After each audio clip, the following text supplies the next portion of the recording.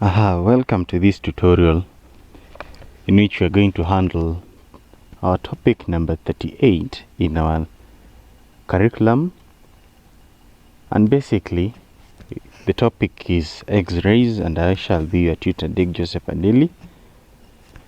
Before we begin, we'll have a quick word of prayer. Father Lord in heaven, we invite you in this session that you may be able to take lead, that all that we do may be according to your will. You being the master physicist that you have ever known, I ask that you be able to teach us X-rays, that we be able to be well acquainted with the concept. In Jesus' name I pray. Amen. Now, basically, in X-rays, there are specific objectives that we need to know, of which is required of us from our curriculum to be able to learn. So by the end of this topic, you should be able to, one, explain the production of X-rays. You should also be able to state the properties of X-rays, state the dangers of X-rays, explain the uses of X-rays, and greatest of all, solve numerical problems involving X-rays, and also learn how to apply them. But basically, X-rays is just a direct topic, so you shall be able to learn how to explain its production, states the properties of X-rays, states the dangers, the uses, and solve numerical problems. Now in this tutorial, we are going to handle the first two objectives. By the end of the tutorial, you should be able to explain production of X-rays and also state the properties of X-rays. So that's what we're going to handle. Now in the introduction part, what I need you to get is that X-rays are electromagnetic radiations that were discovered accidentally by Rontgen, a German, while conducting a research on cathode rays. Now in the previous topic, you'll be able to appreciate much more when we were speaking about cathode rays, and we explained that cathode rays are basically fast moving electrons that are accelerated through let me say an evacuated tube from the cathode towards the anode. So those are basically X-rays. But when he was conducting such experiments, you notice that there are obstacles, and the obstacle there greatly is the anode. So when the electrons hit the anode, he accidentally, when he was doing those experiments, he found out that the X-rays being produced. And why are they called X-rays? They are called X-rays because he didn't understand what are these that I'm able to detect. So that's why he called X. It doesn't have a specific name. So the term X simply means that it has no specific name. So basically, that's what we come to the next thing, that their nature was unknown at that time. That's why he just not called them X-rays. So basically, the moment they hit the anode, there is basically X-rays that come about. And I believe that was quite well explained in the previous tutorial, which I believe you should be well acquainted with up to this particular moment. So it is known as X-rays. It is known that X-rays are produced when fast-moving electrons are suddenly stopped by matter. But now I'd like us to explain it bit by bit so that you're able to get it more clearly. So what comes about in production of X-rays? Now X-rays are produced when fast-moving electrons are suddenly stopped on hitting metal targets. Now in the previous tutorial, there's a diagram we came about of how cathode rays are produced, because X-rays are simply cathode rays, but now you put an obstacle in the movement of the cathode rays, and the obstacle is basically that anode. So we are going to use this diagram to be able to explain. Now you'll notice that in the previous learning setup about cathodes, all this was well explained, only that we have now added some various components about the step-up transformer. We're going to explain why it's that way. We just explained that there was a simple circuit which is connected to the cathode, and then the cathode produces electrons which go to the anode. But now we now find here that we have more items that are being added to this circuit for a specific reason. We have a step-up transformer, all those kind of things. So let's start basically explaining of what is happening here. So basically, when current flows through the filament in the cathode, electrons are produced by thermionic emission. we find that there is current flow here, and you'll notice that it's a step-up transformer, and you with the step-up transformer you find that in this case we are only picking a very small potential. So with the least potential going to the cathode and the highest potential going to the anode, obviously we expect a high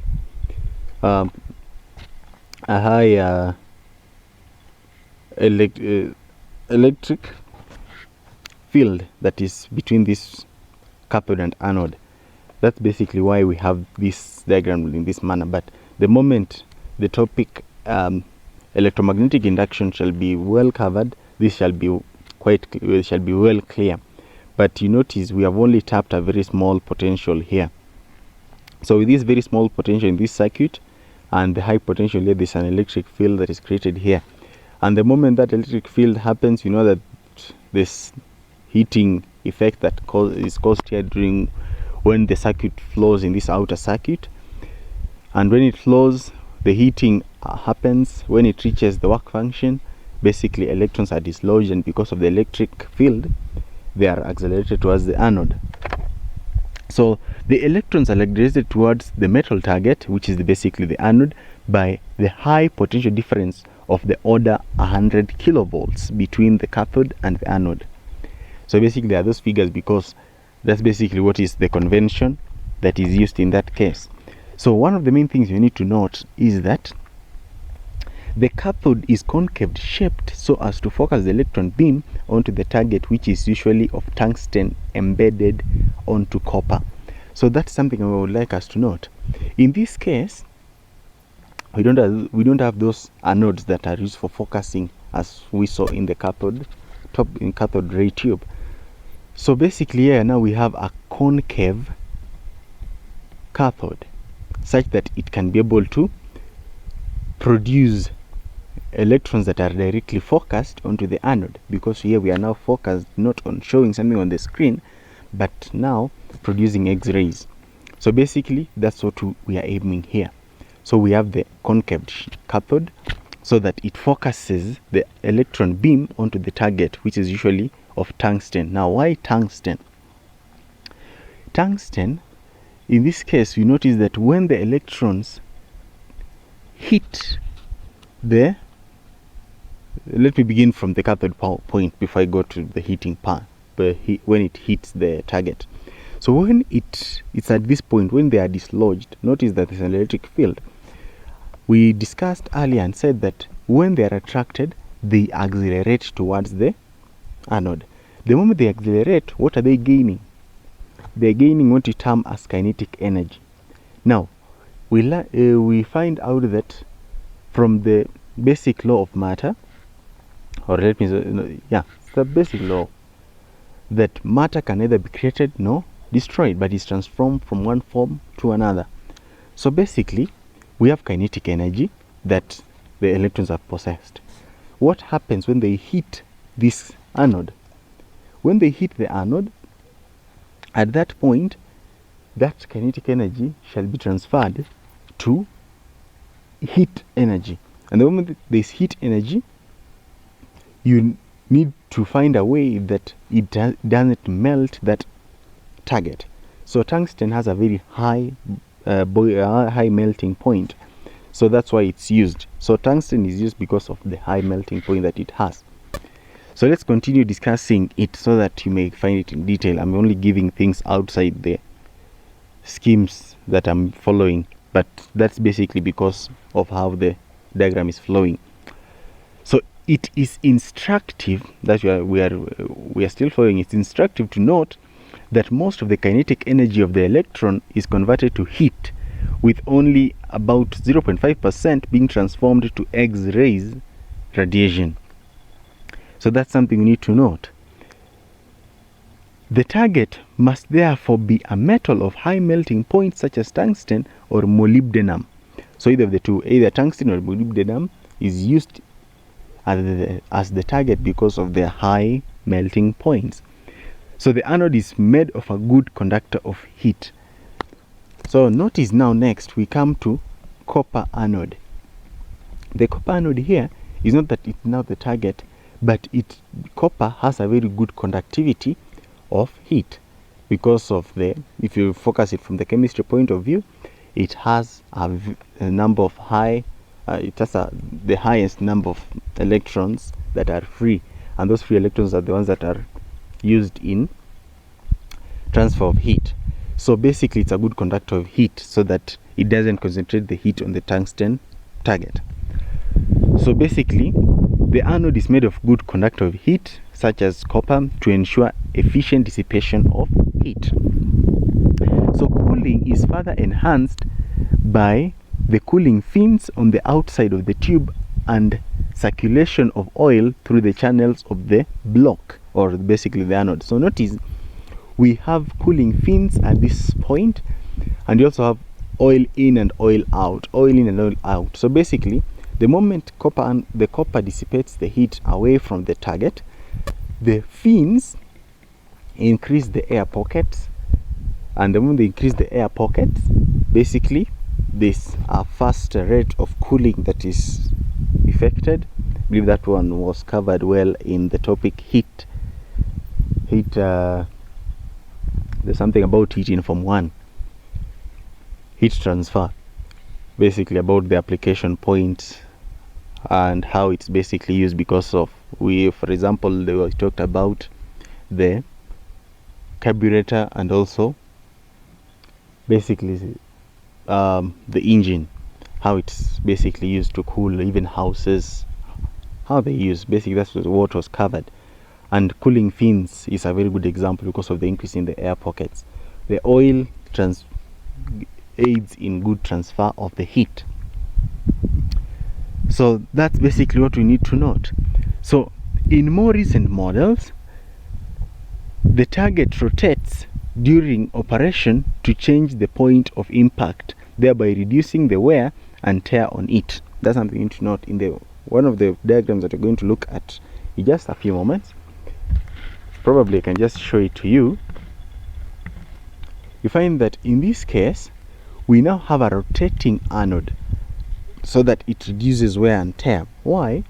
When the electrons hit, we find that they have a kinetic energy, whereby some of them will transform to heat, others to X-rays, and in that process there's also wear and tear, because when they hit they also cause some wears and tears. So they have also to have a mechanism in how the anode is also protected, or let me not say protected, because basically it shall wear out after some time. Is basically increasing its lifespan. So that's what we have. So the tube is something about now the tube. The tube is made of strong glass, highly evacuated, so that electrons do not lose some of their energy through collision with air molecules on their way to the target. So you notice that here now we have a vacuum, and in this case you'll notice that there are two layers. This outer layer is lead. It's basically what you know as lead, and you'll see why we call it lead, and basically why we say it's lead. And this is now the glass, the glass that contains the vacuum. So there are basically two items that are covering it up or supporting it up. So basically we are beginning with the evacuation point, or the vacuum point. So the point, we noticed this in cathode rays and said the reason as to why we have a vacuum is so that we ensure that the energy transferred by the electrons is not dissipated on the way because of collisions with air. So that's one of the things why it is a vacuum. That's just to remind us about that. So notice we have just spoken about the anode rotating. Why is it rotating? Is so that it reduces wear and tear. And if you took keen interest, the anode was at an angle. Why is it at an angle? You notice that the target is set at an angle to the electron beam to direct the X-rays out of the tube through a window on the lead shield. Now notice if it were In this case, for example, the electrons are flowing like that. The moment they hit here, the anode, the electrons will be produced, but now it will be produced in the perpendicular manner. You'll find that, let me just have a different color. The electrons now will be produced in this manner. It will be difficult now trapping them if you wanted to trap them. So basically, that's what we have. It will be put at an angle such that the moment the X-rays come to hit it, we end up having them tapped. For example, if you wanted to tap them, they are tapped from another point. That's basically why it's put at an angle. So the target is set at an angle to the electron beam to direct the X-rays out of the tube through a window on the lead shield. That's one of the things worth noting. So the X-rays produced at unsuitable angles are safely absorbed by the lead shield surrounding the tube. So there's something we touched about lead here. Lead, it's a very good material. We shall look at this in more detail when we come to radioactivity. Find that in radioactivity, lead is used in absorbing X-rays, or not basically only X-rays, but the electromagnetic rays. It blocks. We have basically the types that are mainly used. We have gamma rays, we have X-rays. These are what basically are blocked by the lead. So when you produce the X-rays, they are harmful. Yes, I believe you have heard of this, though we have not reached in it by discussing it. They are harmful, so you need to ensure that they are constrained in a way that they don't cause more harm than what they may cause. So they are constrained in such a way that you only allow an amount of it to be able to move, and the amount that is required is what is allowed to eject through the window. So the rest are absorbed by it when they pass through the glass. We shall notice one of the properties. They'll be blocked by this lead. So some of them may just, because of the wear and tear, you may find that it produces them at different angles, and that's what you need to note. So the lead, that is the main work of the lead, to be able to absorb the X-rays that are produced at different angles other than 45, caused by wear and tear of the anode. So the high voltage required is supplied from the step-up transformer. I just spoke of this because of the electric field earlier. So we have that high voltage here, and it's caused by the step-up transformer, so such that the voltage is very high, the electrons are accelerated very fast, and X-rays are produced. Now notice this. There are two types of X-rays. Let me not say only two types, but the two types that I simply mean is soft rays and hard rays. If you want very hard rays, you have to have the voltage here very high, so that you may have a high acceleration of the electrons, and the moment there is a high acceleration, if they meet a target, a large amount of X-ray shall be produced. But if you have the voltage very low, the electrons shall be the speed of the electrons, of the kinetic energy they shall possess, shall be low, and basically when they hit the target, the X-ray shall be of lower power. It means they shall be little than what you might have expected. That's why you have the voltage. So the moment you vary the voltage, it also directly varies the intensity of the X-rays. That's something which is also worth noting. Now, we also spoke about in cathode rays and cathode ray tube that of late now we tend to use AC, or alternating current, in production of these cathode rays.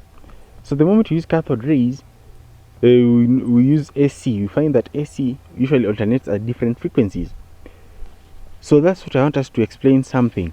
Assuming that the AC oscillates at very slow frequency, you know that if I draw it as a graph, it should be in such a manner. For example, up and down, up and down.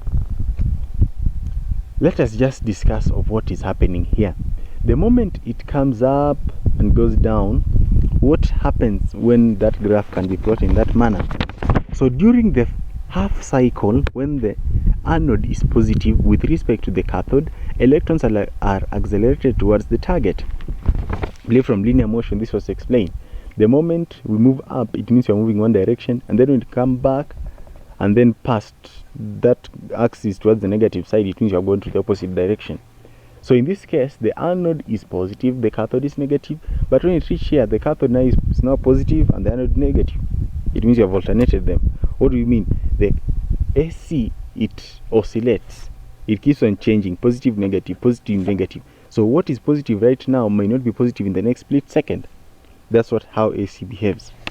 So basically, that's what we're explaining now. During the half cycle, when the anode is positive with respect to the cathode, electrons are accelerated towards the target and X-rays are produced when bombardment takes place. So you notice that the cathode, because it's negative, it's one that is the electron donor. It produces the electrons, and then when they hit the anode due to the attraction of the electric field, basically this production of X-rays. But in the reverse half cycle, the anode is negative with respect to the cathode. So in this case, electrons do not move to the target, and therefore bombardment does not take place. Hence, X-rays are not produced in this reverse cycle. But that we have just explained in a very slow motion so that you're able to get it through theory. Thank God that right now we are using AC of 50 hertz. 50 hertz mainly means 50 cycles per minute, not per minute, per second. So that's what we have. So X-rays are therefore produced. So in this case, X-rays are not produced in this reverse cycle, but X-rays are produced in bursts. That is only in those half cycles when the anode is positive with respect to the cathode. However, due to this high frequency of the X-rays production appears to be continuous. Mainly if you have something in very small bits but at a very small intervals, it tends to look like a straight line. I believe from the topic of cathode rays, we spoke about this. If you have a dot somewhere and it moves to make a line, it moves from one point to another, but at a very fast rate, it will end up forming you'll end up seeing now a horizontal line instead of very many dots, single dot moving at different times. Basically, that's what we are having here. So you can just check on this other diagram. It simply explains it much more clearer in a very smaller view. You can just pause the video and try to analyze it up. So if there will be quite questions on it, you can basically also get in touch so that you're able to explain it. So let's basically come to properties of X-rays. We have just noticed that the X-rays, from our explanation, is that the X-rays are electromagnetic. They are not basically X-rays, but those are about cathode rays. But let us just get about X-rays. They penetrate through glass. They are stopped by a lead shield. Those are some basic properties that you should have gotten up to now. So the first property is that X-rays are not deflected by magnetic or electric fields. They are therefore not charged. That's something you should note, because they bear no charges. The cathode rays bear charge because they are electrons. But in this case, we have blocked the electrons, and not only electrons, but electrons that are fast moving. Therefore, they have a charge. But X-rays have no charges. Therefore, they are never deflected by magnetic or electric fields. Number two, they penetrate matter with the least penetration occurring in materials of high density, e.g. lead. So for lead, it blocks them, and very minimal depending with the thickness that it has or the density of the material, it shall penetrate. So for example, if it was glass, like what you are explaining, it shall penetrate through glass. And that is why basically in number 2, lead is used in hospitals to be able to block X-rays. If you have ever had somebody saying he went for an X-ray screening, he'll tell you that he was put between two metals, and basically not observe the two metals, because the metal that he'll be leaning on is the shield, but the X-rays come from behind him. So basically that's how it is. Or if you yourself personally have ever gone through an X-ray screening room, you have observed this, the doctor comes and tells you to either lie on a table of which below it is a lead shield, or you stand adjacent to a lead shield metal, and then behind you they screen you with some X-rays. So basically you are put between the anode and the cathode, whereby the metal that will be before you is a shield. That's basically what it is, so that it doesn't cause harm. X-rays affect photographic emulsions, which is a property used in X-rays photography. You notice that the guy will have a photographic film, but afterwards he'll have a paper that will have printed your ribs, for example, on it. How? Those photographic films, when they are hit by X-rays, they cause photographic emulsions, and that's what is used in photography. So if you tend to go and study about radiography, that's what basically you need to know. In moving through air, they can knock off electrons from the molecules on their paths. They therefore ionize air molecules and so increase the conductivity of gases. That's a very important property you need to note. Number 5, they cause photoelectric emission. Basically, the next topic we're going to look at photoelectric emissions, of which we shall appreciate this one more because it's a build-up of cathode rays and also X-rays, a bit of it, but not much more in X-rays, but a better part of cathode rays. Another property is that they cause fluorescence in certain substances, e.g. zinc sulfide. So they cause fluorescence simply means glowing. So it causes glowing in substances like, for example, zinc sulfide. And then number 7, they are electromagnetic radiations of shorter wavelength than visible light. They can be plane polarized and diffracted, showing that they are waves in nature. And that's something you need to note. So basically all these properties, probably maybe I were to begin by saying we apologize that we were not able to get some small animations to be able to just have you thinking about the properties, but this is basically it. You need to grasp them all. So with the time, just keep on reminding yourselves of what they are. And finally, the property that you need to note is that they travel in straight lines at the speed of light, that is 3.0 by 10 power 8 meters per second. That's basically all the 8 properties of X-rays that we currently have, of which it will be good of you to be able to take note of them. Otherwise, success in your preparations, and may God bless you abundantly. Meet you in the next tutorial, of which we shall now begin the next part of this section, of which it shall be X-rays as part of the electromagnetic spectrum. So basically, may God bless you abundantly.